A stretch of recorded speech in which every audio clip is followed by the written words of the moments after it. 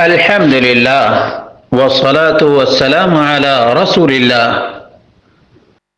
قال الله تعالى: وَكُلًّا وَعَدَ اللَّهُ الْحُسْنَى.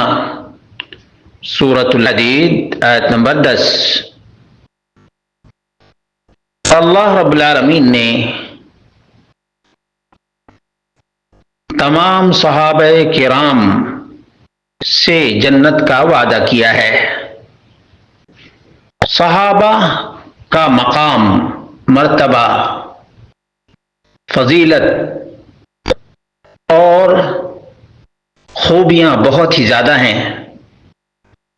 اس لیے صحابہ کرام کے درمیان جو مشاجرات ہوئے ان کا ذکر کرنا مومن کے لیے بالکل ہی مناسب نہیں اور نہ مومن کو زیب دیتا ہے کہ جنتی صحابہ کے سلسلے میں لب کشائی کرے، زبان درازی کرے اور ان کے اختلافات کو لوگوں کے سامنے عیاں کرے. یہ کسی بھی صورت مناسب نہیں ہے. آئیے اس سلسلے میں خود صحابہ کرام کا طرز عمل کیا تھا اس کو جاننے کی کوشش کرتے ہیں. چنانچہ مصنف ابن ابی شیبہ 37,801 نمبر روایت ہے: ذکروا علیا وعثمان وطلحہ والزبیر عند ابی سعید فقال: اقوام سبقت لهم سوابق واصابتهم فتنہ فردوا امرهم الى اللہ. ابو سعید خدری رضی اللہ عنہ کی موجودگی میں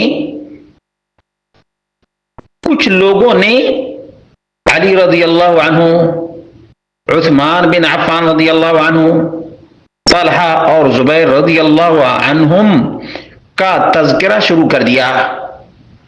تو ابو سعید خدری رضی اللہ عنہ نے فرمایا یہ وہ صحابہ ہیں جن کی بڑی بڑی نیکیاں ہیں، انہیں ایک فتنے نے گھیر لیا، ان کا معاملہ اللہ کے سپرد کر دیں، ان کا معاملہ اللہ کے سپرد کر دینا چاہیے. ان کے مشاجرات پر اپنی زبانوں کو روک لینا چاہیے اور ان کے مشاجرات کا قطعاً ذکر نہیں کرنا چاہیے. یہاں تک کہ عمر بن خطاب رضی اللہ عنہ کے پاس ایک بدوی آدمی آیا اور اس نے صحابہ کے سلسلے میں کچھ ایسی باتیں کی جو عمر فاروق کو ناگوار گزری.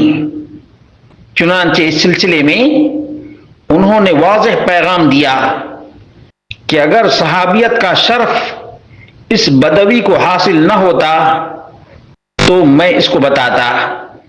چنانچہ نبیہ بن عبداللہ عنزی کہتے ہیں کہ میں ابو سعید خدری رضی اللہ عنہ کی مجلس میں تھا کہ علی بن ابی طالب اور معاویہ رضی اللہ عنہ کے مشاجرات کا ذکر ہوا. دوران گفتگو کسی کی طرف سے خلیفۃ المسلمین معاویہ رضی اللہ عنہ کے متعلق نامناسب بات کہی گئی تو ابو سعید خدری رضی اللہ عنہ لیٹے ہوئے تھے، فوراً سیدھے اٹھ کر بیٹھ گئے اور فرمایا: خلیفۃ المسلمین امیر المومنین عمر بن خطاب رضی اللہ عنہ کے پاس ایک بدوی صحابی کو لایا گیا جو انصار صحابہ کی ہجو اور برائی کرتا تھا. تو خلیفۃ المسلمین عمر فاروق رضی اللہ عنہ نے فرمایا: لولا ان له صحبہ من رسول اللہ صلی اللہ علیہ وسلم لَكَفَيْتُمُوهُ وَلَكِنْ لَهُ صُحْبَةٌ مِّن رَّسُولِ اللَّهِ صلی اللہ علیہ وسلم، اگر اس بدوی کو رسول اللہ صلی اللہ علیہ وسلم کی صحبت کا شرف حاصل نہ ہوتا تو میں اس کی خوب خبر لیتا، مگر اسے رسول اللہ صلی اللہ علیہ وسلم کے صحابی ہونے کا شرف حاصل ہے، اس لیے اسے کچھ نہیں کہہ سکتا۔ کہاں لکھا ہوا ہے؟ مسند ابن الجعد 2657، اور سند بالکل صحیح ہے۔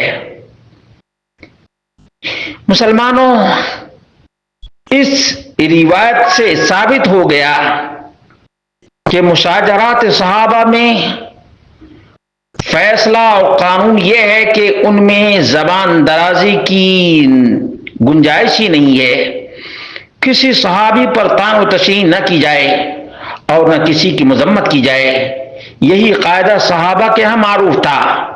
جب ابو سعید خدری رضی اللہ عنہ کی مجلس میں مشاجرات کی وجہ سے معاویہ رضی اللہ عنہ کی ذات پر بات کی گئی تو ابو سعید خدری رضی اللہ عنہ چونک گئے کہ مشاجرات صحابہ میں کسی صحابی کی مذمت کیسے کی جا سکتی ہے۔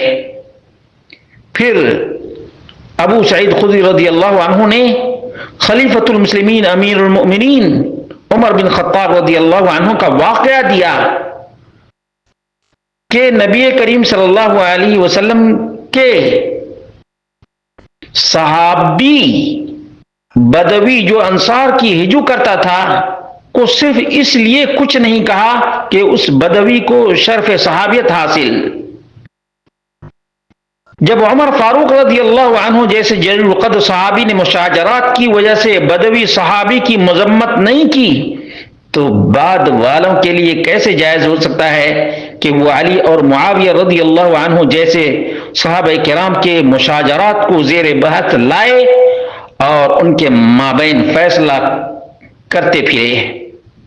معلوم یہ ہوا کہ صحابہ کرام کے مابین یہ بالکل ہی اصول طے تھا کہ مشاجرات صحابہ کی بنیاد پر کسی صحابی پر طعن و تشنیع یا مذمت کے کلمات نہیں کہے جا سکتے، بلکہ تمام صحابہ مرحوم و مغفور ہیں اور اللہ تعالیٰ کی رضا و خوشنودی حاصل کر کے جنت کے وارث بن چکے ہیں۔ وَكُلًّا وَعَدَ اللَّهُ الْحُسْنَى۔ برادران اسلام، اس کو اپنے لیے قانون سمجھ لیں، کیونکہ یہ صحابہ ہیں۔ ابو سعید خدری رضی اللہ عنہ کا مقام کتنا اونچا ہے، امیر المومنین خلیفۃ المسلمین عمر فاروق کا مقام کتنا اونچا ہے، اس کے باوجود صحابہ کے سلسلے میں اپنی آنکھ کو کنٹرول کرتے ہیں، تو کیا ہمیں اپنی زبان و قلم کو کنٹرول میں نہیں رکھنا چاہیے؟ فیصلہ خود کر لیں اور دیکھیں یہ حوالہ جات۔ آج جتنے رافضی اور نیم رافضی اور ان کے دم چھلے صحابہ پر انگشت نمائی کرتے ہیں، انہیں اللہ رب العالمین ہدایت دے، یا جو گزر چکے ان کے ساتھ وہ معاملہ کرے جس کا وہ حقدار ہیں۔